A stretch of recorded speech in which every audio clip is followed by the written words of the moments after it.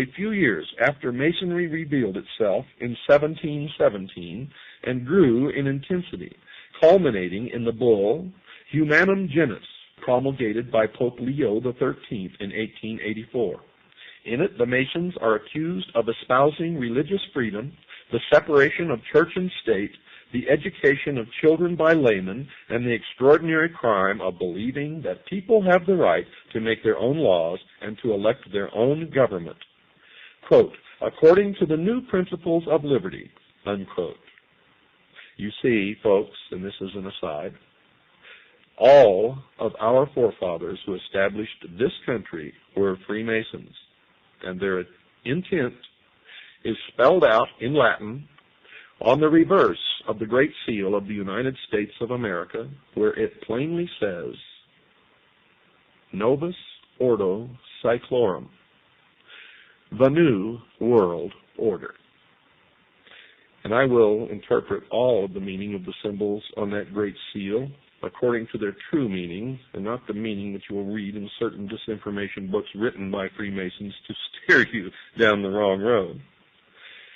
Such concepts are identified along with the Masons as part of the kingdom of Satan.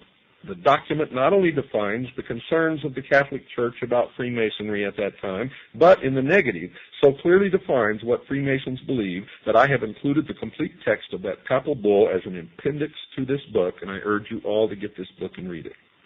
Finally, it should be added that the events described here were part of a great watershed of Western history. The feudal age was coming to a close. Land and the peasant labor on it had lost its role as the sole source of wealth. Merchant families banded into guilds and took over whole towns with charters as municipal corporations. Commerce led to banking and investment, and towns became power centers to rival the nobility in wealth and influence. The universal church, which had fought for a position of supremacy in a feudal context, was slow to accept changes that might affect that supremacy. Any material disagreement with the church was called heresy, the most heinous crime under heaven. The heretic not only deserves death, but the most painful death imaginable. Some dissidents run for the woods and hide, while others organize. In the case of the fugitive Knights Templar, the organization already existed. They possessed a rich tradition of secret operations that had been raised to the highest level through their association with the intricacies of Byzantine politics, the secret ritual of the assassins and the Rashaniya, and the intrigues of the Moslem courts, which they met alternately on the battlefield or at the conference table. The church, in its bloody rejection of protest and change, provided them with a river of recruits that flowed for centuries. More than 600 years have passed since the suppression of the Knights Templar, but their heritage lives on in the largest fraternal organization ever known. And so the story of those tortured crusading knights, of the savagery of the peasants' revolt, and of the lost secrets of Freemasonry becomes the story of the most successful secret society in the history of the world. I've got to take a break, folks. Don't go away. I'll be right back after this very short pause.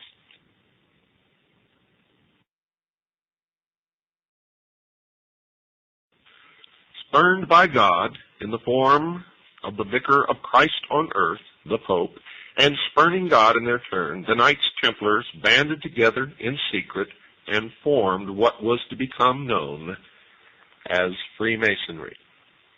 Now the legend goes that Freemasonry sprang up from ancient stonecutters' guilds and the men who built the stone buildings of the age.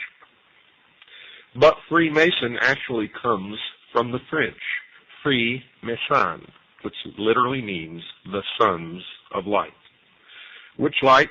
Well, certainly in researching the problem, it is not the light of Christ. It is the light of the fallen angel of light. For when they were forsaken by the church, by Christ's vicar on earth, the Pope, they spurned God and turned to Lucifer. They held to the Luciferian philosophy that the gift of intellect by Lucifer through his agent Satan would in its turn make man God. These men were always on the run.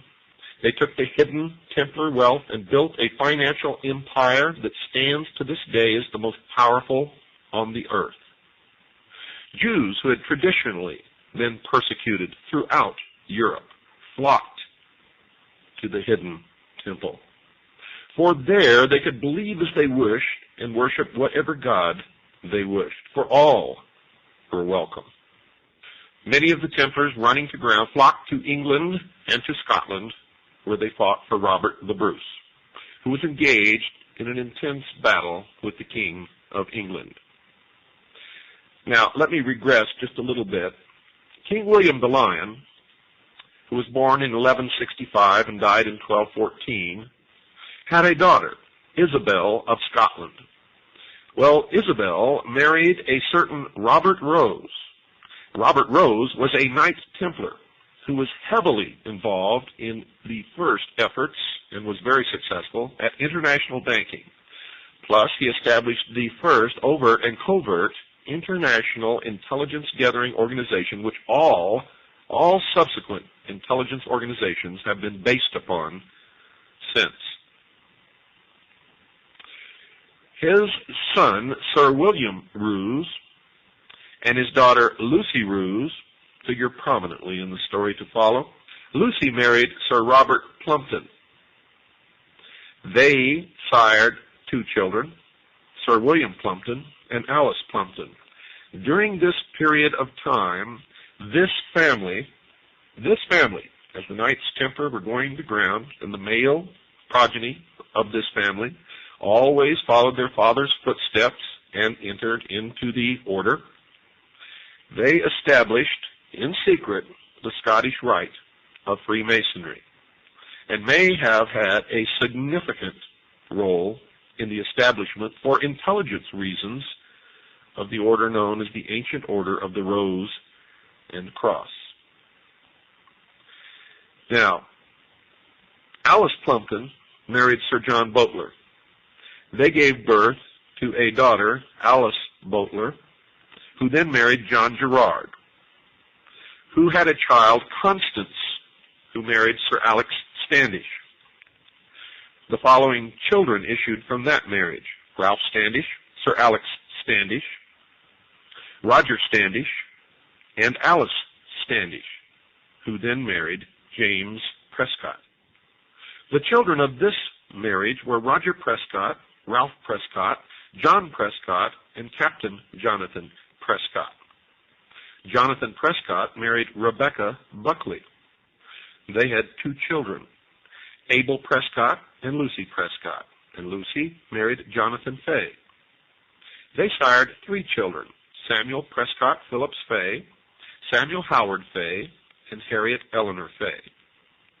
Harriet married Reverend James Smith Bush, son of merchant Obadiah Bush. Their son, Samuel Prescott Bush, became the president of Buckeye Steel Castings Company of Ohio, a pioneer family of Franklin, Ohio, between Dayton and Cincinnati, and was one of the members of the Golden Circle and Order of the Quest, also known as the Jason Society, which gave issue to most of the political elite of the United States of America, who are, by the way, all, and I mean all without exception, related to each other. Now, Samuel Prescott Bush married, and his son Prescott Bush became a U.S. Senator from Connecticut, the director of Prudential Insurance, the director of CBS, a partner in Brown Brother Harriman, chairman National Republican Finance Committee, funds placed in Merrill Lynch accounts in Switzerland under the guidance of Donald Reagan. When he married, that marriage gave issue to the following: Prescott Bush II, an investment banker indicted for fraudulent banking practices; George Bush, chairman of Zapata Oil from 1963 to 64, chairman of the Republican Party, Harris County, Texas, when John F. Kennedy was killed; delegate to the GOP National Convention, 1964, 1968 member of the 90th and 91st Congress from Texas. From 1965 to 66, Nixon appointed Bush as ambassador to the United Nations to deal with China. He was the director of the Central Intelligence Agency, chairman of the National GOP Party, vice president of the United States of America, and